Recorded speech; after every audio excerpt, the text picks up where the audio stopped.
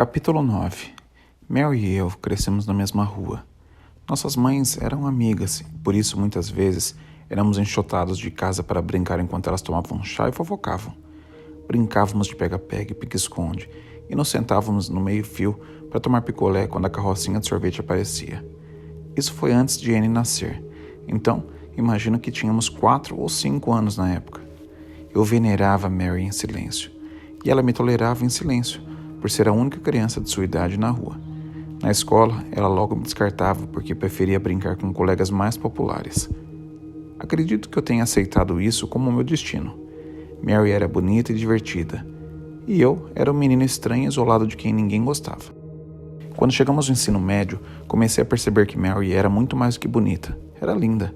O cabelo castanho sedoso, que ela usava trançado na infância, agora era curto e tinha um balanço suave. Às vezes, ela fazia cachos nele, como Madonna, a quem venerava. Vestia jeans detonados e blusas folgadas com mangas que quase cobriam seus dedos. Usava 2 piercings no lóbulo de cada orelha e na escola dobrava o cós da saia para que ela ficasse acima do joelho e permitisse a tentadora visão de um belo pedaço de pele entre a bainha e a meia que ultrapassava o joelho. É claro que, na época, Mary mal reparava em mim. Não era indelicada nem cruel, pelo menos não de propósito. Uma vez ou outra passava por mim na rua e era como se estivesse vendo alguém de quem tinha uma vaga lembrança, mas sem conseguir identificar de onde. Dava um olá distraído e eu ficava exultante durante horas por ela ter me dirigido a palavra. Annie às vezes gostava de me provocar. Ah, olha, a sua namorada. Imitava o som de beijinhos. Joe e Mary sentados em uma árvore, se beijando. Era a única ocasião em que eu me irritava com Annie, talvez porque ela tocasse no meu ponto fraco. Mary não era minha namorada, nunca seria minha namorada.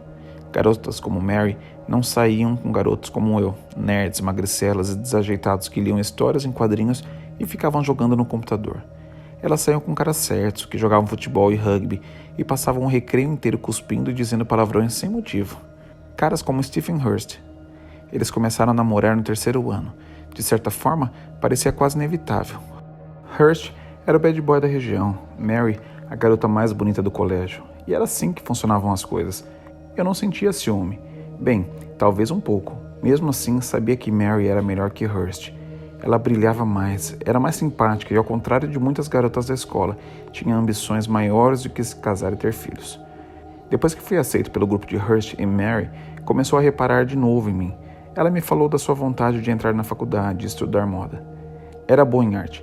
Sonhava em se mudar para Londres e pretendia se sustentar fazendo alguns bicos como modelo. Estava tudo planejado. De forma alguma ela ficaria em um lixo como Rio. Assim que pudesse, pegaria o primeiro ônibus para fora dali e iria embora de vez. Só que isso nunca aconteceu. Alguma coisa mudou, impediu seus planos, algo arrancou-a de seus sonhos, pisoteou suas ambições e enterrou-as na terra. Alguma coisa manteve em Rio. Ou alguém. Estou na esquina da minha antiga rua, olhando para o vazio e fumando. Eu pretendia voltar direto para o chalé depois da aula. Mas parece que meu subconsciente tem outras propostas. A rua mudou e, ao mesmo tempo, não mudou. As mesmas varandas de tijolos vermelhos continuam lado a lado, olhando desafiadoramente para as do outro lado da rua, como se preparando-se para enfrentá-las. Mas há novas inclusões, antenas parabólicas e clarabóias, janelas e portas de UPVC. Há mais carros estacionados ao longo da calçada estreita, golfes brilhantes 4x4 e minis. Na minha época, nem todas as famílias tinham um carro, e com certeza não um novo.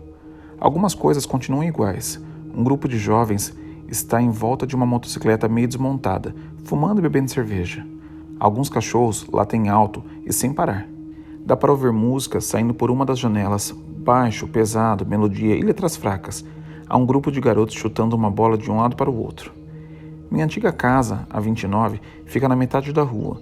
A do mecânico amador era algumas antes, e dos meninos que viviam jogando futebol, algumas depois. De todas as casas, é a que parece ter mudado menos. A porta é a mesma da minha lembrança, de madeira pintada de preto, embora a antiga aldrava de latão tenha sido substituída por uma prateada com muito mais estilo. O portão de ferro forjado continua inclinado para um lado. O telhado tem algumas falhas e a alvenaria que contorna a frente ficaria bem melhor se fosse refeita. Meu quarto ficava nos fundos, ao lado do de Annie. Sobrou para ela o quartinho da bagunça que ninguém queria. Quando éramos pequenos, antes de dormir, costumávamos bater na parede que nos separava. Depois que ela voltou e me deitava na cama, colocava os fones de ouvido e puxava o cobertor até as orelhas para não precisar escutá-la. Mamãe vendeu a casa logo depois que saí do hospital, após o acidente. A desculpa foi que precisávamos de um lugar onde fosse mais fácil eu me locomover, já que ainda me movimentava com dificuldade e com a ajuda de muletas. A varanda estreita e com uma escada de degraus íngremes não era muito prática. Claro que esse não foi o verdadeiro motivo. Havia lembranças demais, quase todas ruins. Mamãe comprou um pequeno bangalô, não muito distante. Nele moramos juntos até meus 18 anos. Mamãe continuou lá até o dia em que ela levaram para o hospital para morrer, exatamente uma década depois, com apenas 53 anos. Disseram que foi câncer de pulmão, mas não foi só isso. Uma parte dela morrera na noite do acidente. O resto apenas demorou um pouco mais para partir também. Eu me afasto. A claridade está reduzida agora. O frio aumenta pouco a pouco, e se eu continuar aqui por muito mais tempo, há uma boa chance de alguém chamar a polícia. A última coisa que quero é chamar a atenção para mim. Levanta a gola do casaco e começa a descer a rua. Há uma frase comum, em geral, entre as pessoas que querem parecer sábias e sensatas, que diz: para onde quer que eu viaje, você jamais conseguirá fugir de si mesmo. Isso é bobagem. Mantenha-se longe o suficiente dos relacionamentos que o prendem, das pessoas que o definem, das paisagens, que as rotinas familiares que o ligam a uma identidade, e você poderá facilmente fugir de si mesmo, pelo menos por um tempo. O eu é apenas um conceito. É possível acabar com ele, refazê-lo, criar um novo eu, contanto que nunca volte. Então, esse novo você desaparece como as roupas novas do imperador, deixando-o nu e exposto com todos os seus terríveis defeitos e erros revelados para o mundo. Não tenho a intenção de voltar para o pub. De alguma forma, porém, é o caminho que acabo pegando. Fico do lado de fora por alguns instantes, enquanto acabo meu cigarro e tento me convencer de que não entrarei. Claro que não. Não preciso começar mais um dia de aula com ressaca. É melhor voltar para o chalé, preparar alguma coisa para comer e dormir cedo. Jogo fora a guimba do cigarro, felicito-me por ser tão sensato e entro. No mesmo instante, percebo que o pub não é o mesmo na hora do almoço. Isso acontece com muitos pubs. Eles mudam à noite. Este está mais escuro. As antigas luminárias com franjas de seda, apenas focos empoeirados de iluminação. A atmosfera é, se isso for possível, ainda mais hostil. O cheiro é diferente também. Mais forte, mais penetrante, e, se não soubesse que era proibido, juraria que alguém tinha fumado ali não havia muito tempo. O lugar está mais movimentado do que da hora do almoço. Alguns homens jovens circulam pela área do bar com suas cervejas na mão, apesar de não haver muitos lugares livres. É o comportamento possessivo de um cliente consolidado, marcando o território, a mesma atitude de um cachorro mijando em uma árvore, e não me surpreenderia se eu ouvisse fazendo isso no bar também. O resto das mesas está tomado por grupos de homens e mulheres mais velhos. Eles se debruçam sobre suas bebidas como animais que protegem suas presas. Os homens ostentam anéis de sinete e estão com as mangas de camisa enroladas, revelando tatuagens cinzentas borradas. As mulheres têm mechas douradas e braços enrugados que saem de suas blusas sem manga de mau gosto. Conheço pubs como este, e não apenas a minha infância. Eles podiam ser em cidades maiores, fingirem um pouco mais de sofisticação, mas a clientela e a atmosfera são as mesmas.